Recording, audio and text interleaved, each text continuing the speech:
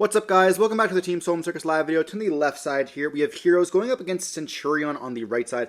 Both of these decks are a little bit more rogue. I know Centurion's coming to the rise, and we are going to be seeing a little bit more Heroes post-Suda with the new Darkness cards. We are going to be seeing a Blaze Man being normal summon, activating the effect, getting hit with a Veiler here.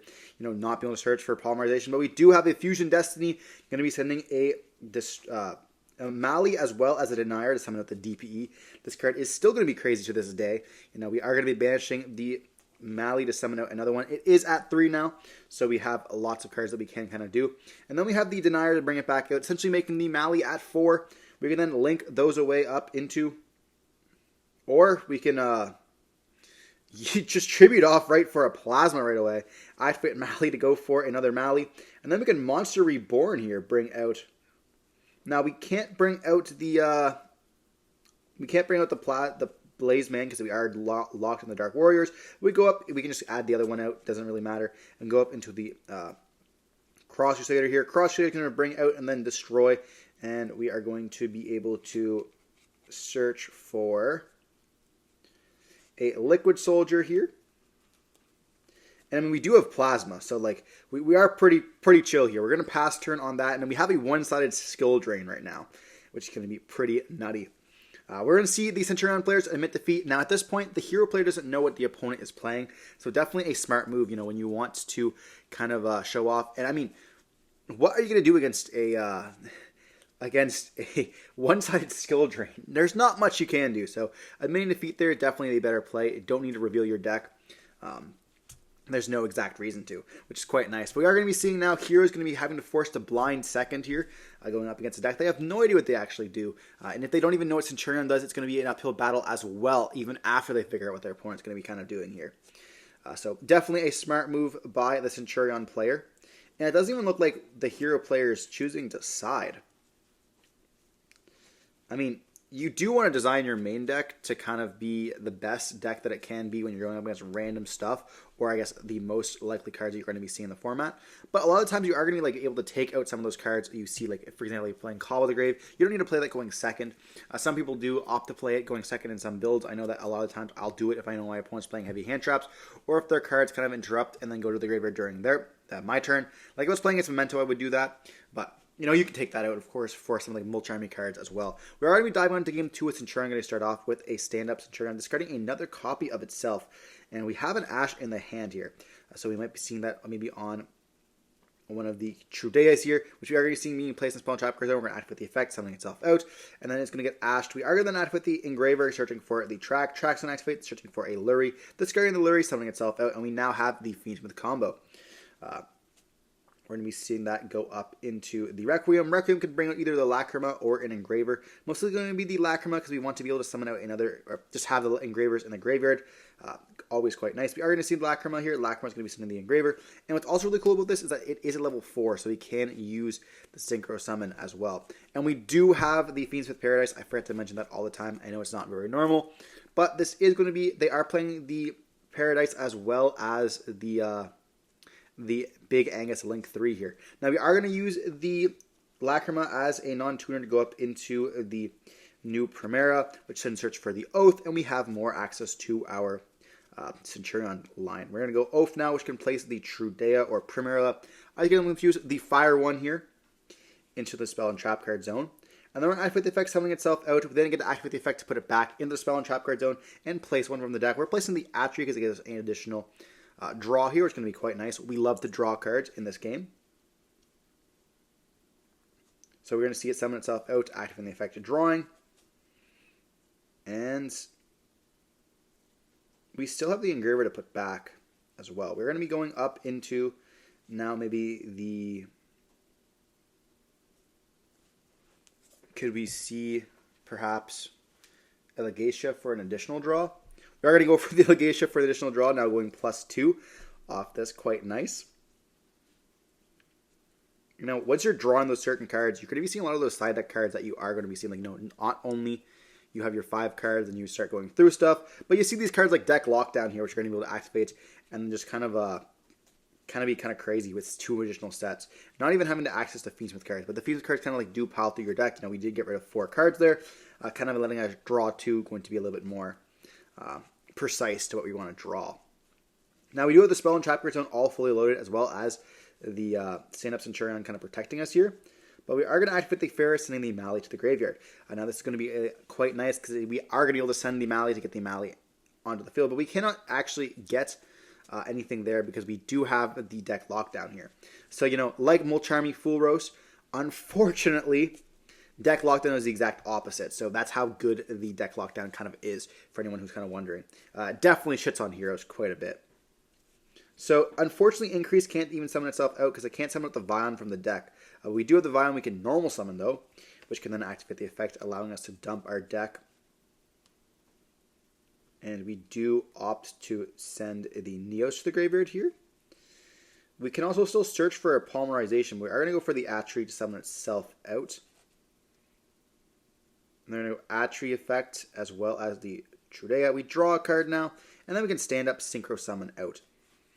We're going to go up for the Crimson Dragon here. We did change the level of Atri to level 8, and then we're able to tag out going into a Cosmic Blazer. So Cosmic Blazer has the ability to negate a summon, as well as being able to negate a spell and trap. Now we're looking at Polymerization here, and they are going to read the Increase, making sure they can activate it. Now, I don't believe they can, but they're going to here. I guess you just don't summon from the deck, because it is an activated effect on summon, so I guess you just don't get to do that. But we're going to go up into the Wonder Driver here instead. Now, I wonder, no pun intended, why we did that.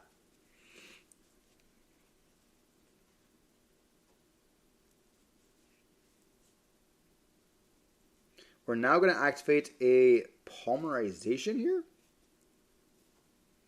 I think. No, we're going to activate Foolish. And we do have Miracle Fusion in the hand, I believe, so we can kind of go for Poly. We're going to go for a Liquid Soldier here, and we definitely have Miracle Fusion, because it's going to allow us to banish Liquid Soldier to be able to draw those cards.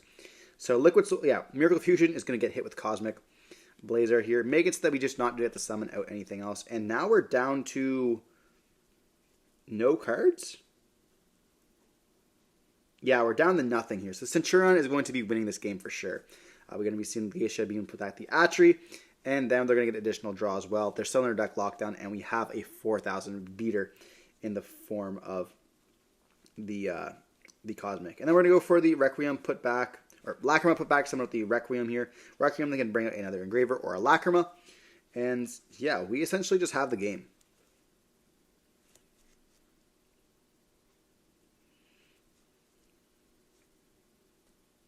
Yeah, so we see them go battle phase. I'm just going to take the game here. And now we move on into the all-important game 3. 8 minutes in. This is the kind of Yu-Gi-Oh! I do enjoy. We are playing back and forth. Now, obviously, a little bit,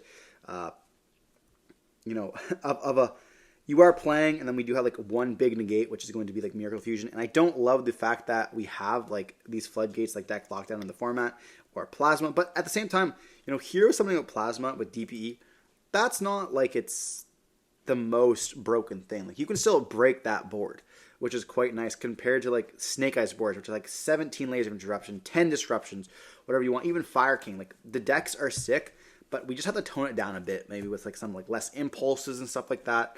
But like Fire King as an engine, I prefer the Fire King deck. I don't like the Snake Eyes deck at all. Fire King as a deck is absolutely sick. Being able to play these cards. Now, I do think like the consistency needs to be hit a little bit, maybe with like banning or hitting Wanted to 1. I know that maybe seemed like a hot take, but I don't think that Wanted at 3 definitely is going to be the wisest play. Especially because you can see with the Azamina cards, just being able to like dodge those stuff and just get so many pluses, it doesn't really matter. But dive on into game number 3. We are going to be seeing heroes going to be going first here. And can we set up another one of those unbreakable boards that of the Plasma DPE? We're going to be normal summoning with the Stratos, activating the effect. It's going to allow us to search one of the better starters. Such a good starter that actually all the other cards that are Stratoses are called Stratos. So that's how impactful this card has been. We're going to see Droll being dropped off of the normal of the Stratos. But we do have the Ferris sending the Mally to the graveyard. A beautiful 2-card combo here, allowing us to now set the increase, destroy the Ferris, summoning itself out, activating the effect, summoning with the Vion. Vion can then activate, dumping from the deck the Denier. Now, we can't get the Polymerization from our deck because we are locked under the Droll and Lockbird, but we still have ways to kind of play through this.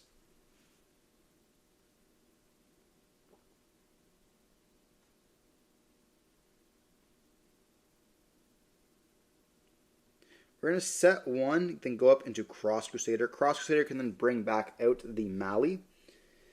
And we're going to Nibiru on here. Now, Nibiru is one of the better cards against heroes. It's always been a joke that what is a best hero end board, and it's a Nib token. But will we see that today is a question. We already see just them pass on that Nib token pass the casual hero board here. Then we're going to be seeing a Lacrima being normal summon, activating the effect, getting hit with Ash Blossom. That definitely isn't the right play. We're going to go for the Requiem, and then Requiem is going to then bring out the Engraver here. Yeah, for people who don't know the Fiendsmith stuff, you definitely don't Ash the Lacrima. There's no reason to do that there. The Requiem is going to be coming next. And that's kind of the important part here. Now, we are reading the Denier in the graveyard here, so we are potentially going to be having a next turn.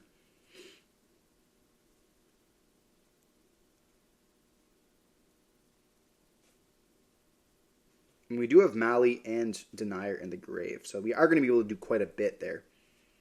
I'm not quite sure what the face down is as well. That could come up, but I might want to return to here. It is a trap card there. Is it maybe Favorite Contact? Maybe I should return to Heroes at some point. We are going to be seeing the Requiem going to attach itself to the Engraver here. And we're making sure to read once again. Now, if we do get anything increased, we'll put itself back in the Spawn Trap card zone when we do take damage. Very important to note that that is going to be a pretty powerful effect that not a lot of hero players or non-hero players know about. We're seeing Engraver trying to send itself, or Requiem send itself to then get rid of that token so we can get a bigger, beefier attack. And we do opt to link away before we go into battle phase, going for the sequence. So I think that we're going to be able to deal more damage this way. We're going to be seeing us go now for a Desiree.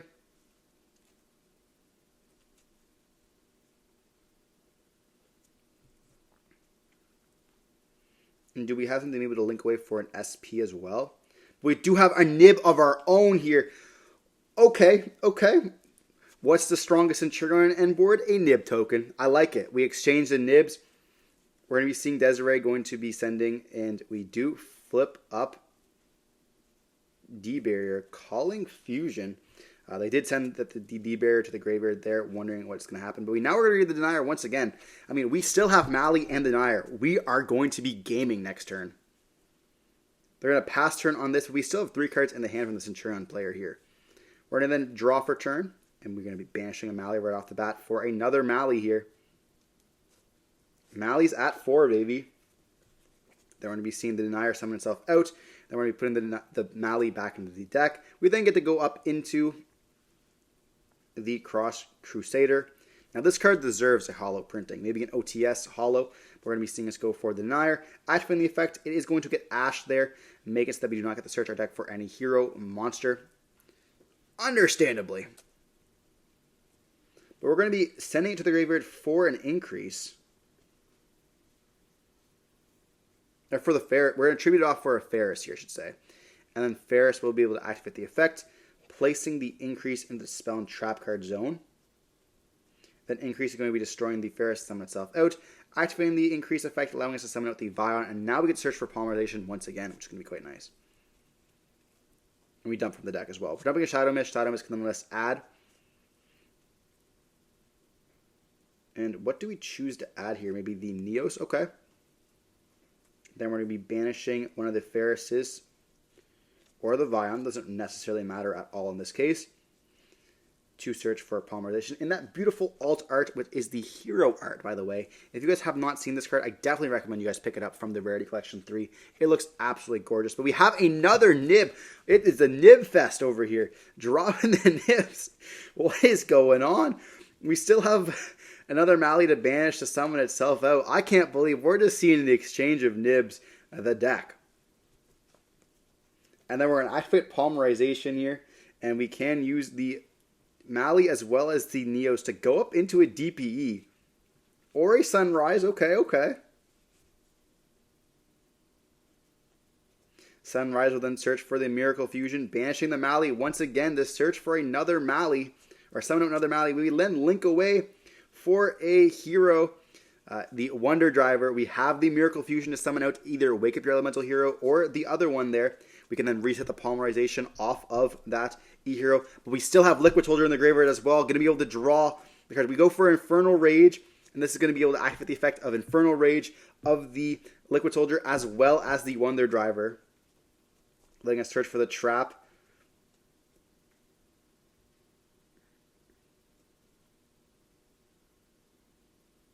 No, and we reset it off the...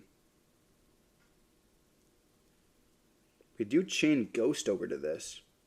But they just admit defeat, realizing the game is going to be lost. And just like that, we see Heroes end up taking a Centurion.